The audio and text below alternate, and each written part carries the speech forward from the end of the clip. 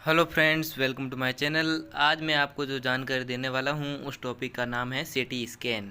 तो मैं इस वीडियो में बताऊंगा कि सीटी स्कैन क्या है, क्यों काम में लेते हैं और सीटी स्कैन ज़्यादा कराते हैं तो क्या नुकसान है सीटी स्कैन कराने की।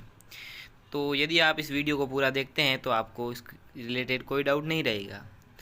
तो सबसे पहले हम बात करेंगे सीटी स्कैन क्या है। जैसा कि आपको दिख रहा है स्क्रीन पर, इसके लिखा है सीटी स्कैन के उपयोग। तो उपयोग जानने से पहले हम बता दें सीटी स्कैन है क्या।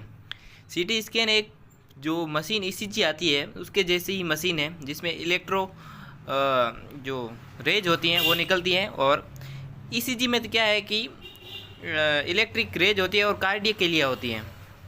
और जो एक्सरे होते हैं उसमें भी रे आती हैं और जिससे क्या है उसकी इमेज बन जाती है, कोई हार्ट चीज़ होती है बॉडी में उसकी। और ईसीजी जैसे सुन लिया आपने। अब बात करूं मैं आपको सीटी स्कैन। सीटी स्कैन का मतलब है कि 3D इमेज बनाने, जैसे कि किसी ब्रेन के अंदर कोई पार्ट है उसकी 3D इमेज बनाने के लिए सीटी स्कैन का उपयोग किया जाता है। ये हो गई सीटी स्कैन। अब इसके उपयोग की बात करें तो जैसे कि आपको यहाँ पर दिख रहा है सीटी स्कैन के उपयोग। पहला उपयोग है हड्डी की चोट या फ्रैक्चर, यानी टूट फूट या हड्डियों की स्थिति पता करने के लिए, यानी कि कोई बॉडी में कोई हड्डी है टूटी हुई उसका पता करने के लिए सीटी स्कैन भी किया जाता है। और अगले बात करें तो ब्रेन ब्लीड या स्ट्रोक, यानी जैसे कि कोई इंटरनल ब्लीडिंग हुई है ब्रेन के अंदर तो उसका पता करने के लिए हम सीटी स्कैन का प्रयोग करते हैं। ठीक है, जैसे कि कोई एक्सरे से हमें पता नहीं चल रहा है तो एक्सरे के बाद हम सीटी स्कैन करते हैं, यानी एक्सरे से थोड़ी सी हाई लेवल वाली मशीन है वो सीटी स्कैन है। और उसके बाद में जैसे कि रुकावट का पता करने के लिए, यहाँ जैसे स्ट्रोक के अंदर कोई भी ब्लड की सप्लाई हो रही है और एकदम से रुक गई है उसका पता करने के लिए भी हम इसका उपयोग करते हैं।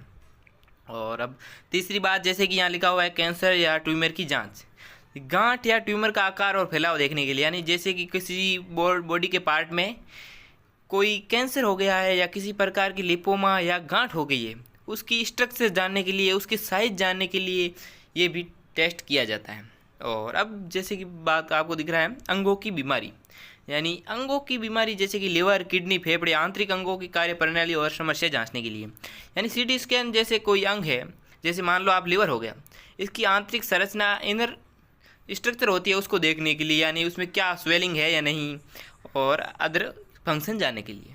अब जैसे कि लास्ट आपको दिख रहा है इन्फेक्शन का पता लगाने के लिए, इसमें जैसे शरीर के अंदर संक्रमण कहाँ है ये जानने के लिए उपयोग किया जाता है, यानी बॉडी के कौन से पार्ट में या क्या इन्फेक्शन है, इन्फेक्शन से ब्लीडिंग, इंटरनल ब्लीडिंग या फिर स्वेलिंग हो रही है उसका पता करने के लिए भी सीटी स्कैन का उपयोग किया जाता है।